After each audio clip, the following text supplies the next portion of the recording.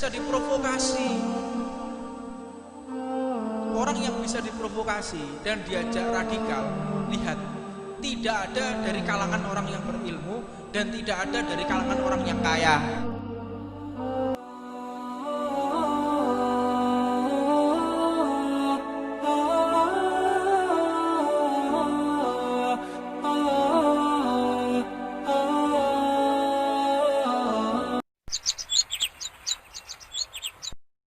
Bismillahirrahmanirrahim.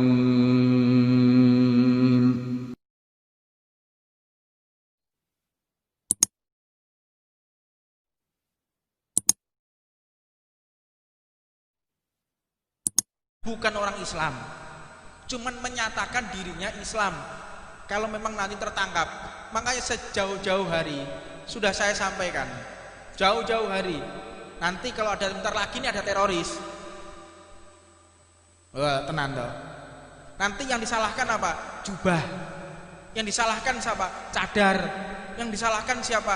Islam. Islam lagi disalah-salahkan, cadar lagi, masjid lagi. Ini sungguh keterlaluan yang semacam ini. Benar-benar tidak relevan.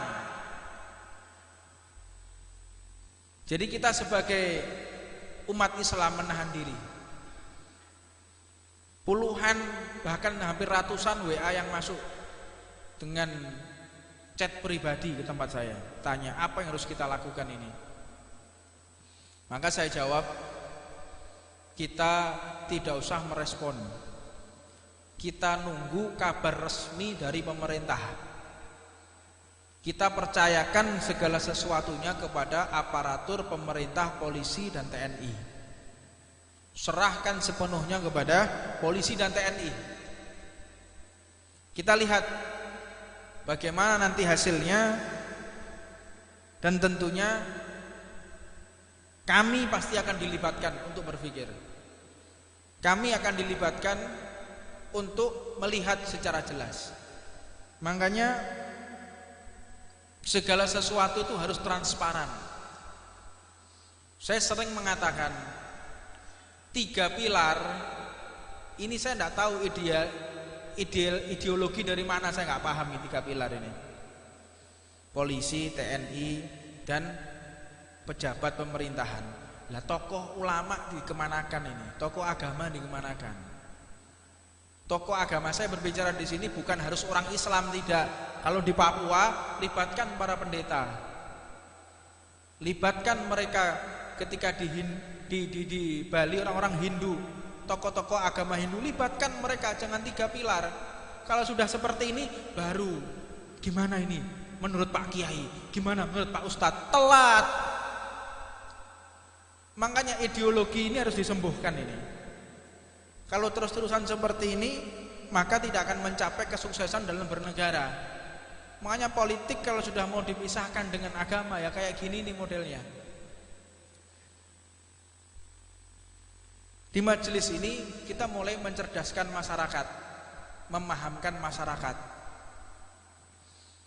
Jadi untuk memahami problematika yang ada di tengah-tengah kita saat ini, tiada lain adalah mengisi pikiran kita dengan ilmunya Nabi Muhammad. Jadi jangan kita memikirkan sesuatu atau mengambil kesimpulan melalui media mainstream atau melalui medsos. Oh, ini pasti gara-gara ini, gara-gara cadar, gara-gara ini sekelompok orang Islam. Lah kok enak? Hah? Anda menuduh orang Islam, mesti ke orang Islam. Dan ini adalah aliran radikal. Mau tahu radikal yang sesungguhnya di negara kita? Radikal yang paling radikal, rajanya radikal, itu para koruptor. Koruptor itu juga perbuatan radikal itu, koruptor itu radikal sekali. Tapi tidak ada yang menyebutkan koruptor itu radikal. Ada? Tidak ada. Itu orang yang koruptor, Oh maling loh, kan maling itu aslinya. Makanya yang menyebabkan kondisi psikologis masyarakat ini tidak kuat itu karena kesulitan ekonomi, Pak. Kesulitan ekonomi, mereka lapar, dipengaruhi, ikut aliran radikal, dibiayai, disuruh ini dan itu, dikendalikan bisa, mereka dalam keadaan lapar kok.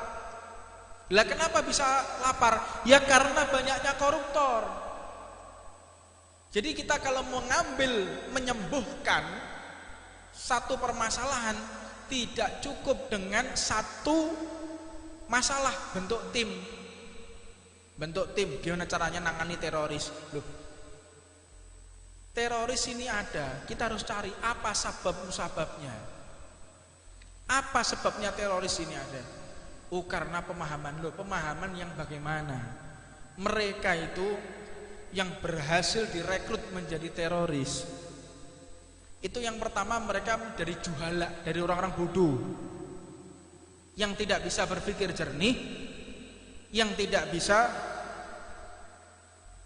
berpikir seperti kita, tidak ada ilmunya.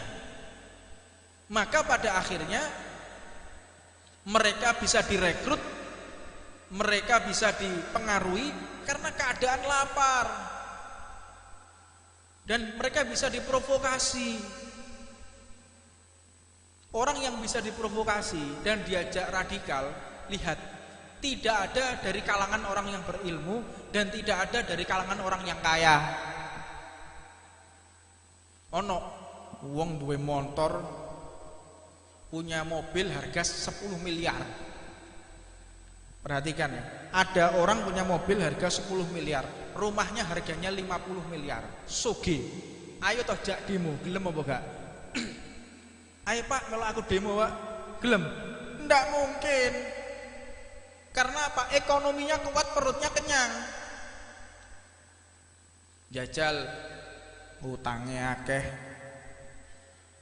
bojo wis ngamuk terus, blonjoan kurang, bayar sekolah anak, SPP ini terlambat, listrik wis tit.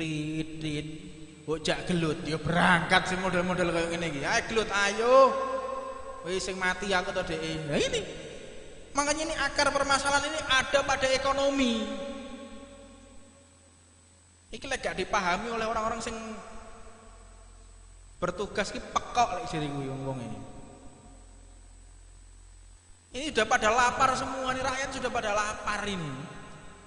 Susahnya nggak tahu mereka, menderita. Kok bingung teroris, ini segala macam, nggak dipikir. Itu para koruptor terus tangkapi semua itu, kalau bisa dihukum mati mereka itu.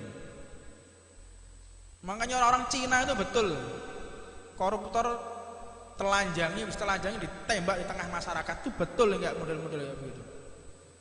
Iki gak, ngene Indonesia koruptor cengenges melambaikan tangan. Ngene wartawan. Iki piye to munggah mono. Yang menciptakan radikalisme ini yang model-model kayak begitu.